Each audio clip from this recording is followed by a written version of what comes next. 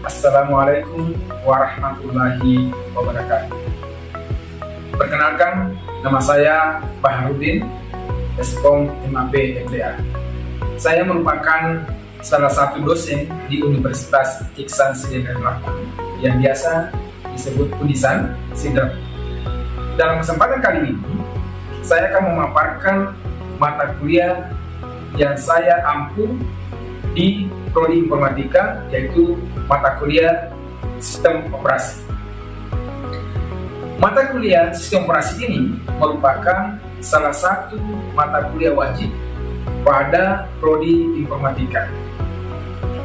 Mata kuliah ini terdiri dari 3 SKS yang berada pada semester 2. Mata kuliah ini diharapkan nantinya akan memberikan kemampuan kepada mahasiswa untuk mengetahui dan menjelaskan serta memahami tentang sistem operasi.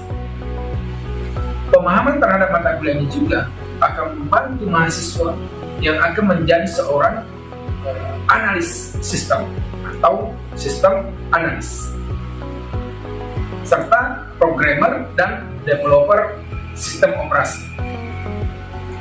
Tujuan mahasiswa ikut mata kuliah ini adalah mahasiswa mampu menjelaskan fungsi sistem operasi di dalam sistem komputer. Yang kedua, mahasiswa mampu menjelaskan konsep proses di dalam sistem operasi. Yang ketiga, mahasiswa mampu menjelaskan konsep thread dan simetrik proses. Yang keempat, mahasiswa mampu membuat solusi permasalahan currency.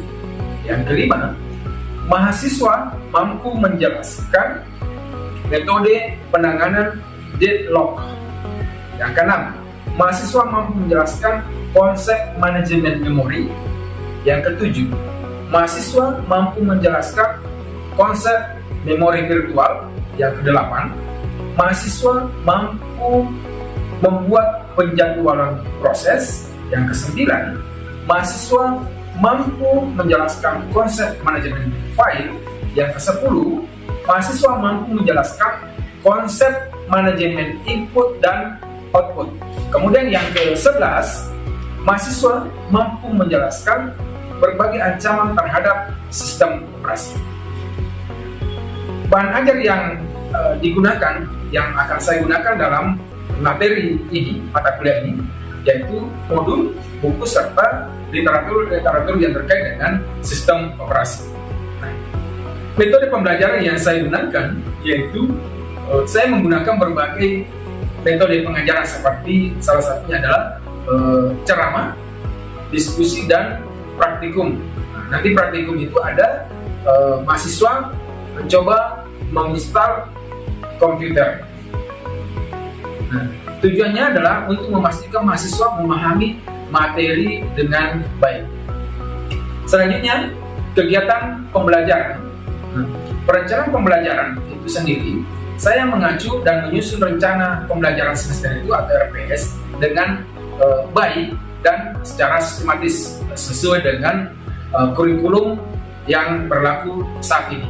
Kemudian saya menggunakan metode pengajaran, ya, seperti tadi saya menjelaskan bahwa ada ceramah, diskusi, dan praktikum. Kemudian pelaksanaan pembelajaran. Dalam mengajar, saya berusaha untuk menciptakan suasana kelas yang sifatnya interaktif dan kondusif untuk belajar. Kemudian saya akan menggunakan teknologi dan media pembelajaran yang relevan dengan mata kuliah yang saya ampu untuk mendukung proses belajar mengajar. Selanjutnya, saya memberikan kesempatan kepada seluruh mahasiswa dalam kelas untuk bertanya dan berpartisipasi aktif dalam diskusi kelas agar diskusi bisa hidup. Selanjutnya, evaluasi dalam proses pembelajaran. saya merancang dan melaksanakan evaluasi yang secara objektif dan adil, baik itu melalui tugas, kuis, ujian tengah semester maupun ujian akhir semester. Nah, di sini juga saya melihat, saya juga akan menilai keaktifan mahasiswa di dalam kelas, termasuk juga nilai tugas, yaitu tugas individu dan tugas kelompok, ya, seperti itu. Kemudian saya akan memberikan umpan balik yang sifatnya konstruktif kepada mahasiswa untuk membantu mereka meningkatkan pemahaman dan kemampuan mereka, apakah materi yang saya sampaikan ini mudah dipahami dan dimengerti oleh mahasiswa. Demikian pertemuan dalam materi ini ada 16 kali pertemuan, termasuk mid semester dan final semester. Untuk kegiatan proses belajarnya, kita melihat video berikut ini. Demikian, Assalamualaikum warahmatullahi wabarakatuh.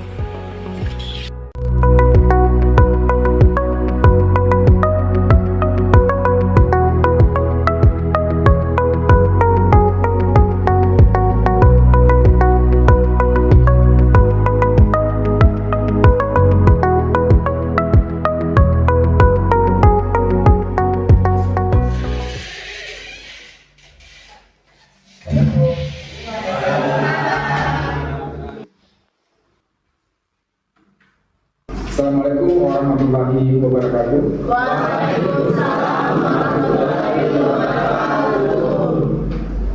Kembali kita ketemu di mata kuliah sistem operasi di pertemuan keempat terkait dengan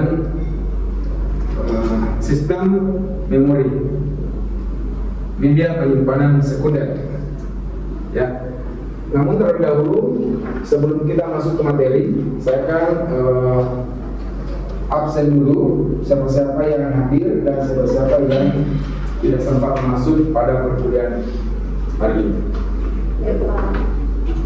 Nur Kibla, Sakit. Nur Raisa, Sakit, Pak. Nur Ramadhan Ali, Hadir, Pak. Eka Ronalia, Hadir, Pak. Muhammad Sulfan, Andi Miswa, Hadir, Pak. Khairul Ismani. Oke. Maksudnya ya, jadi jumlah mahasiswa 22 orang ya. Iya, 2 orang tidak masuk karena ada izin dan ada yang kurang sehat. Baik, kita lanjutkan materi kita di pertemuan keempat terkait dengan media penyimpanan sekunder. Namun sebelum saya masuk ke materi, saya ingin mereview dulu ya di pertemuan sebelumnya di minggu lalu. Apakah adik-adik sekalian masih mengingat materi yang kemarin? Ada yang masih ingat? Katakan dulu. Oke, siapa? Saya bisa teguh. Materi minggu lalu itu tentang input output sistem operasi. Di materi tersebut apa yang Anda ingat terkait dengan materi tersebut? Input itu Pak, suatu alat pemasukan seperti keyboard, mouse, dan lain sebagainya. Sedangkan output seperti monitor, printer, dan scanner. Oke, terima kasih ya. Siapa yang namanya? Andisha teguh Pak. Bisa ketemu. Oke, apa dulu? Oke, baik. Tadi sudah kita membahas terkait dengan materi minggu lalu ya. Nah, sekarang kita masuk ke materi hari ini terkait dengan media penyimpanan sekunder. Namun seperti biasa, terlebih dahulu saya akan memberikan sedikit mutiara embun pagi sebagai pengingat bahwa kita ini hanya sebagai manusia biasa ya. Nah, mutiara embun pagi hari ini yaitu jika ada orang yang membenci kita dan tidak suka apapun yang kita lakukan, itu adalah hal yang wajar saja. Tidak semua benci itu lahir karena kita berbuat salah. Namun terkadang orang benci karena iri, karena tidak senang dengan hal yang kita capai. karena tidak suka akan upaya kita untuk memperjuangkan impian kita. Ya, selama kita melakukan hal yang baik, tumbuh dengan cara yang baik, bekerja dan berkarya dengan hati, tetaplah maju melangkah, jalan terus. Sebab kelak saat kita terus tumbuh, seseorang yang dengan keras membenci kita akan merasakan kelelahan dengan sendirinya. Tidak perlu kita membuang-buang tenaga dan melakukan hal bodoh untuk menanggapi. Selama tidak melakukan perbuatan yang membahayakan dan melanggar hukum terhadap kita, gitu, ya. Jadi selamat pagi dan semangat selalu dalam beraktivitas pada hari ini ya, hari Selasa. Semoga kita semua dalam keadaan sehat, bahagia dan bersyukur selalu. Amin, amin, amin ya rabbal alamin. Amin. Baik, kita masuk ke materi media penyimpanan sekunder. Baik, pokok bahasan yang akan kita pelajari hari ini. Yang pertama, apa itu penyimpanan data sekunder? Yang kedua, jenis penyimpanan sekunder. Yang ketiga, perkembangan penyimpanan sekunder. Yang keempat, kategori media penyimpanan sekunder. Yang kelima, cara kerja memori sekunder. Oke, kita lanjutkan. Penyimpanan data sekunder. Memori sekunder atau secondary memory, atau bisa disebut dengan memori eksternal ya, memori eksternal. Itu adalah penyimpanan yang terpisah antara komputer dengan device yang ada pada PC kita. Ya, artinya dia sebagai penyimpanan luar atau flash disk, karena sudah ada memori dalam komputer. Jadi meskipun datanya berasal dari memori utama, namun dia mempunyai kelemahan. Kelemahan dari memori utama itu adalah tidak dapat menyimpan data yang sifatnya permanen, dan dari segi size atau kapasitasnya itu sangat terbatas sekali ya, sehingga para ahli menciptakan yang namanya memori sekunder. Data pada memori sekunder adalah data yang sebelumnya sudah diolah pada komputer dan sudah diproses oleh komputer tersebut. Artinya data yang sudah kita buat dalam komputer baru kita pindahkan ke dalam media penyimpanan eksternal, penyimpanan luar. Ya, oke.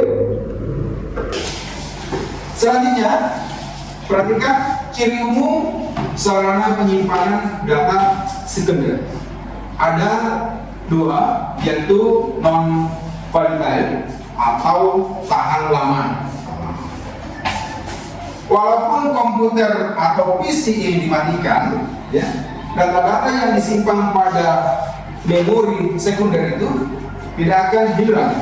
Ya, dia sudah tersimpan secara permanen.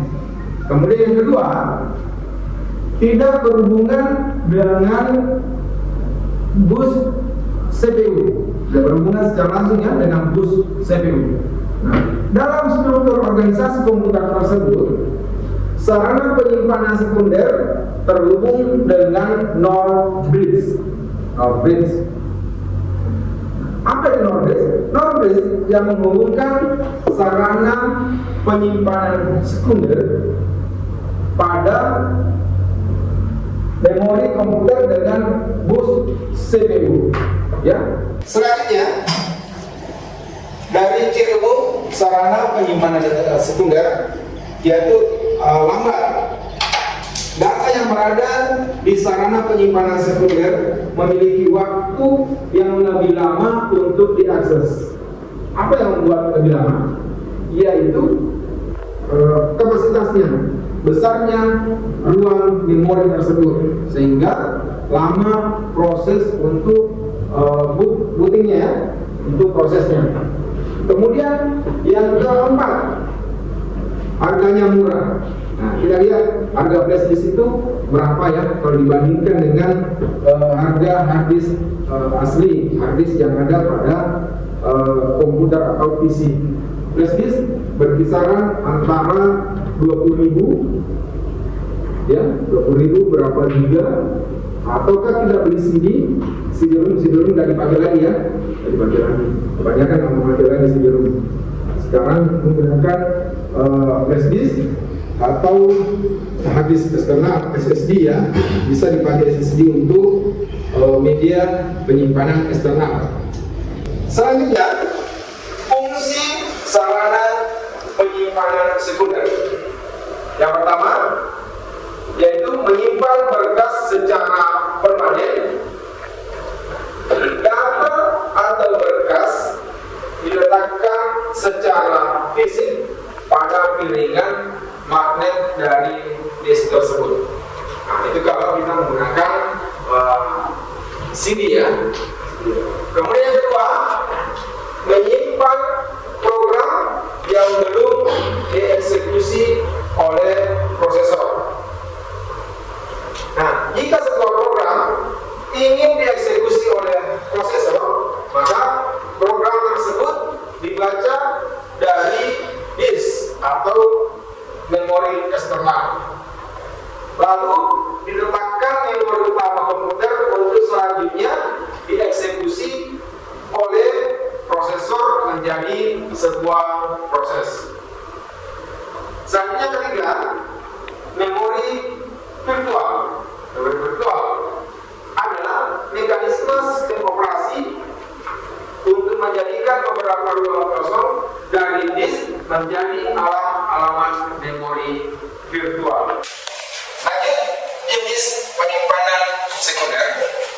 Dari segi teknik pengaksesan ya, kita lihat dari segi teknik pengaksesan terdapat dua jenis penyimpanan, yaitu yang pertama ada serial atau sequential access storage device atau biasa disebut dengan SASD. Ya. Ini adalah memori sekunder yang tidak dapat diakses secara langsung di posisinya. Jadi pengaksesannya harus urut ya. Ada contohnya, misalnya magnetic tape. Pernah lihat magnetic tape? Nah, kayaknya belum ya, karena ini zamannya saya mungkin ini. Kalau zamannya kalian belum dapat magnetic tape. Selanjutnya ada punch card. Ada juga paper tape. Nah, ini semua belum pernah kalian dapat. Tidak apa-apa, kalian mereview saja ya masa lalu, itu di zaman saya. Kemudian yang kedua, Direct Access Storage Device atau DASD. Nah, pada tahun 1950-an, magnetic tape ini telah digunakan pertama kali oleh IBM. Ini IBM adalah perusahaan besar ya, perusahaan besar untuk menyimpan sebuah data. Nah, syarat sebuah roll magnetic tape dapat menyimpan data setara dengan 10.000 punch card. Bayangkan tadi punch card itu berapa? Nah, hanya 4.096 bits. Nah, sekarang kalau kita bandingkan dengan magnetic tape, dia setara dengan 10.000 tadi ya punch card-nya. Nah, magnetic tape ini sangat populer sebagai cara menyimpan data komputer hingga pada pertengahan tahun 1980-an. Nah, ini sudah saya dapatkan yang TV-TV begini ya. Saya sudah melihat, artinya fisiknya ini saya sudah dapat di zaman saya. Kalau di zaman kalian kayaknya belum ya. Selanjutnya ada homepage cassette. Nah, ini karena sering sekali kita lihat masih ada kayaknya yang menggunakan ini di radio ya. Banyak ya. Ada menggunakan ini kalau untuk memutar-mutar musik ya. Nah, ini namanya kaset. Nah, ini merupakan salah satu bagian dari magnetic tape. Kenapa? Karena ini sudah banyak dari kita yang telah memiliki ya. Hal itu menjadi bagian yang sangat khusus. Jadi pada saat itu kompak kaset ini diperkenalkan oleh sebuah perusahaan yang bernama Philips pada tahun 1963. Namun ada kendala ya pada tahun 1970 ya seperti itu. Kita lanjut magnetic drum. Nah, magnetic drum ini memiliki panjang yaitu 16 inci yang bekerja 12.500 putaran ya tiap menit, berarti 12.500 per second ya. Media ini digunakan untuk menunjang komputer IBM. Nah, IBM lagi ya. Kalau CDR ya, itu bisa dirubah. Nah, kapasitas CD ini berkisar antara 700 MB. Selanjutnya ada DVD. DVD ini adalah digital per satellite disk atau digital video disk. Kesimpulan dari materi tadi dapat kita klasifikasikan yaitu memori sekunder atau secondary memory atau biasa dengan memori eksternal adalah penyimpanan yang terpisah atau tidak berhubungan langsung dengan Central Processing Unit atau CPU atau komputer itu sendiri ya atau PC tersebut. Nah, memori sekunder digunakan untuk menyimpan atau menampung data yang lebih besar dan sifatnya permanen. Kemudian bisa juga dikatakan sebagai backup data dari memori utama. Nah, kita tahu memori sekunder juga disebut juga sebagai penyimpanan eksternal ya. Oke baik, demikian tadi materi yang sempat saya sampaikan hari ini. Mudah-mudahan bermanfaat ya bagi kita. Namun sebelum saya akhiri, mungkin ada pertanyaan? Cut 3. Yes, siapa? Saya Pak. Ya, oke baik. Banyak ya, yang mau bertanya berarti kurang jelas ya. Oke, saya kasih kesempatan kepada siapa? Yadayanti.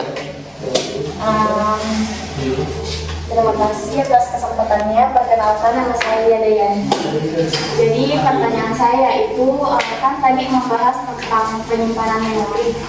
Pertanyaan saya itu apa perbedaan RAM dan ROM dalam sebuah komputer? Terima kasih. Yadayanti ya. Ya, Pak. Yadayanti. Apa catat tadi ya? Apa perbedaan antara RAM dan ROM ya? Oke, RAM itu kita tahu bahwa random access memory ya. Nah, RAM itu adalah jenis memori yang digunakan untuk menyimpan data sementara ya, data sementara yang dapat diakses secara acak oleh CPU. Nah, data dalam RAM itu akan hilang saat komputer itu kita matikan atau shutdown ya. Sedangkan ROM, read only memory, adalah sebuah jenis memori yang bersifat instruksi. Dicatat ya, Ya, Pak. instruksi atau data yang penting untuk operasi dasar komputer. Nah, isinya itu tidak diubah dan akan tetap ada bahkan saat komputer itu dimatikan. Artinya kalau ROM itu istilahnya memori yang sifatnya permanen ya, permanen. Kalau tadi RAM itu simpannya sementara saja. Jadi perbedaannya ROM dan RAM seperti itu. Bagaimana? Oke, Pak. Mengerti, Pak. Ya, sama-sama. Ya, ada lagi yang mau bertanya? Baik, masih banyak. Depan dulu ya. Ini siapa namanya? Saya Ramadhani Hantu, Pak. Terima kasih atas kesempatannya, Pak. Tadi Bapak menjelaskan tentang perbedaan antara RAM dengan ROM. Pertanyaan saya, bagaimana proses penyimpanan dan pengambilan data dilakukan oleh RAM dalam sebuah sistem komputer, Pak? Oke, baik. Pertanyaan bagus sekali ya. Apa atau bagaimana proses penyimpanan ya dan pengambilan data oleh RAM? Nah, data itu disimpan dalam RAM saat komputer sedang berjalan dan dapat diakses oleh sebuah CPU dengan cepat karena karena aksesnya itu acak. Nah, ketika data tidak lagi dibutuhkan atau saat komputer itu kita matikan, data itu akan hilang atau data itu akan terhapus. Seperti itu ya, kan RAM tadi bertanya ya. Oke, seperti itu nah. Jadi prosesnya komputer pada saat komputer itu sudah berjalan dan dapat diakses oleh CPU. Nah, dengan cepat karena aksesnya acak ya, maka data tidak lagi dibutuhkan pada saat komputer itu kita matikan atau shutdown. Oke, bagaimana? Ya, baik Pak. Terima kasih. Oke, sama-sama. Ada lagi yang mau bertanya? Saya Pak. Oke, dari belakang. Sebelumnya perkenalkan, nama saya Muhammad Yusuf. Saya ingin bertanya tentang konsep latensi. Apa yang dimaksud dengan konsep latensi dalam konteks memori komputer? Dan mengapa hal tersebut penting dalam peningkatan kinerja sistemnya? Baik, Muhammad Yusuf ya. Oke, bagus sekali pertanyaannya.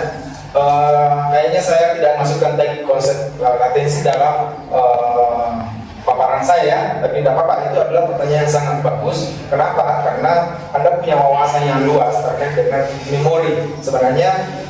Namun saya akan jelaskan terkait dengan latensi tersebut. Nah, latensi itu merujuk pada waktu yang dibutuhkan oleh memori untuk menanggapi permintaan akses sebuah data.